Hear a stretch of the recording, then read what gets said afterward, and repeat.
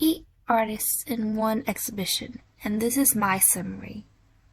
So, for your general information, the 8 participants of this exhibition are from Italy, and they're very influential artists in sculpture. I visited this exhibition when it was touring in the Guangdong Museum of Art, which is in China. Going into this exhibition, one thing I have noticed is that the sculptures are very realistic sculptures, and most of them are of people. Most of them, though.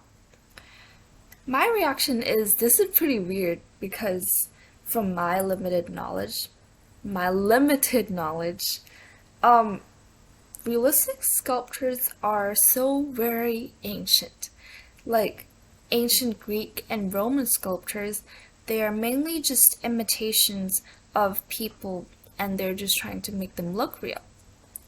Shouldn't modern sculptures be like over that? Like the art historical process has gone so far that right now it's more about expression and communication.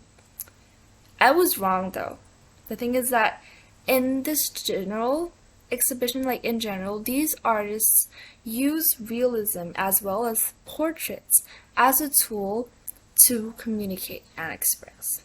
And each of them use realism in different way, as I will explain in the video.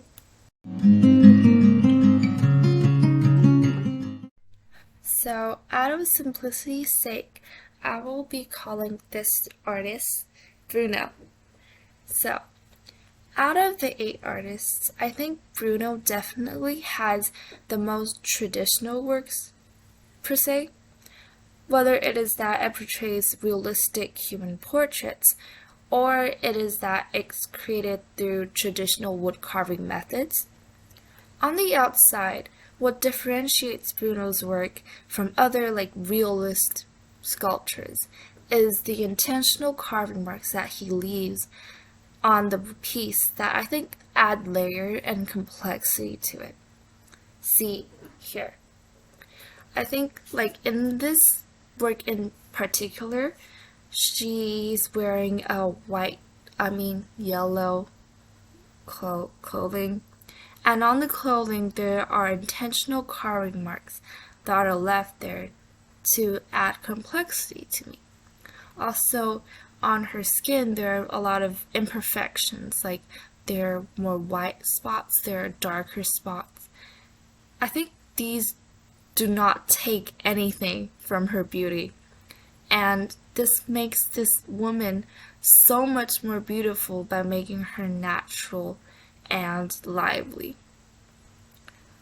In terms of communication per se, I don't think Bruno is communicating anything.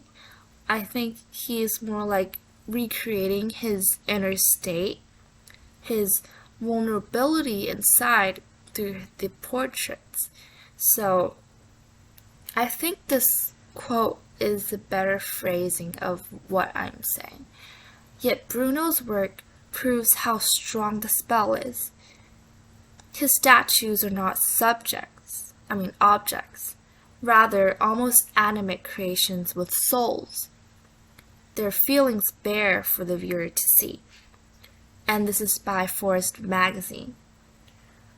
I don't think there is necessarily emotion present in these sculptures because their faces are very blank and empty. They're very emotionless. But I think there's definitely life in there. It's not like they're angry or anguished. There's fear and all those loud and dramatic feelings. But there is this very subtle thing. It seems like Bruno has emptied up these people and all their distractions and all their everyday bustles and left them with themselves and took this snapshot of them and their state after what he's done to them, and he has put this state into his portraits.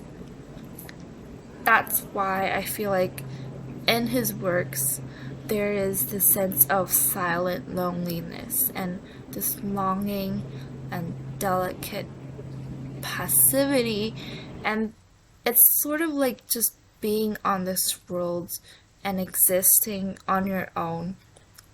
And it's just truly amazing, and that's why I really like this artist, Bruno.